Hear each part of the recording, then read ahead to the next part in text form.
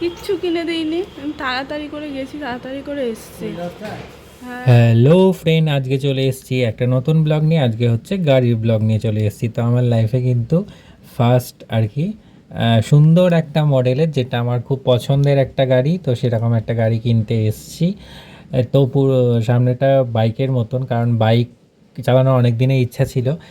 তো লাইসেন্স, তারপরে অনেক চালানোর ব্যাপার আছে, তো তারপরে আর কি বাইকটা আমার ওয়াইফ নিয়ে যেতে পারবে না কোথাও, কারণ আমার বেবিকে দিতে যায় এদিক ওদিক, স্কুল টুল সমস্ত কিছু।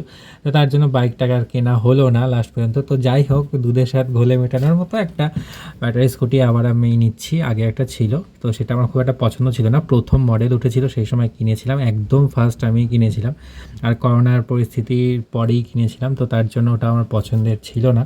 তো এইটা পুরো আমার খুব পছন্দের, দামটাও অনেক বেশি।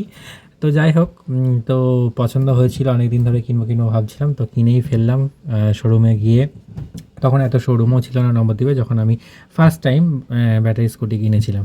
তো যাই হোক, এটা কিন্তু স্কুটি, সামনে এটা বাইকের মতো দেখতে, কিন্তু ফাইনালি এটা স্কুটি, এবং খুবই পছন্দের আমার একটা জিনিস। তো তার জন্য গেছিলাম আনতে শোরুম থেকে, এবং পুরো যেমন যেমনভাবে সমস্ত প্রসেসিংভাবে সমস্তভাবেই আর কি এটা নেওয়া হয়েছে। আর মিষ্টি কিন্তু দেখছিল যে উঠতে পারবে কি না, কেন ওর তুলনায় এটা অনেকটাই উঁচু, মানে আমার ছেলে মিষ্টি সবাই কিন্তু উঠতে পারছে না বাইকটা, এবার চালানোটা খুব চাপের ব্যাপার। তো বাইকটা কিন্তু রাস্তায় নেমে পড়েছে, কিন্তু আমি এখনও ভয় পাচ্ছি, গার্ডটা এখনও আসেনি, তো গার্ড না লাগিয়ে বাইকটা চালানো খুব রিস্কি। আর এই দেখতে পাচ্ছ ডিকিটা নিয়ে প্রচণ্ড সমস্যায় ভুগছি প্রথম দিন থেকেই, কারণ ডিকিটা লক হচ্ছে না, খুব ডিস্টার্ব করছে। তো দেখা যাক কী হয়। আর এখানে কিন্তু লাইটের সিস্টেমটা কিন্তু ফোনে চলে, তো ফোনের সাথে কানেক্টেড আছে, ব্লুটুথ কানেক্টেড, তো ফোনের সাথে চলে। তো অনেক সিস্টেম আছে, প্লাস আমাকে একটা হেলমেটও দিয়েছে, যেটা আগের গাড়িতে দেয়নি। আর এই গাড়িটা অনেকটাই ভারী, মানে পুরো বাইকের মতনই।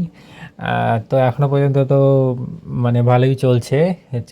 একবার চার্জ দিয়েছি, 2-3 দিন ঘুরেছি। তো 80 কিলোমিটার যাবে বলেছে, এখন কতটা যাবে জানি না। আপাতত 70 দেখিয়ে দুটো দাগ আছে, একটা দাগ আছে এখনও। তো তারপর কিন্তু আমরা চলে গেছিলাম মন্দিরে পুজো দিতে। তো দেখো, পুজো টুজো দিতে গেছিলাম একদিন পরে, কারণ আমার শ্যুট ছিল। শ্যুট থেকে ফিরে এসে আবার মন্দিরে পুজো টুজো দিয়ে গাড়ি নিয়ে ঘুরতে বেরিয়েছিলাম। তো মন্দিরে ভালোই ভিড় ছিল সেদিনকে, যেদিনকে পুজো দিতে গেছিলাম। তো এই ছিল আর কি ব্লগ। বেশ সুন্দর করে পুজো টুজো দিয়ে আমরা বেরিয়ে এসছিলাম আর কি, ঘুরে টুরে একটুখানি ঘুরে টুরে বেরিয়ে এলাম।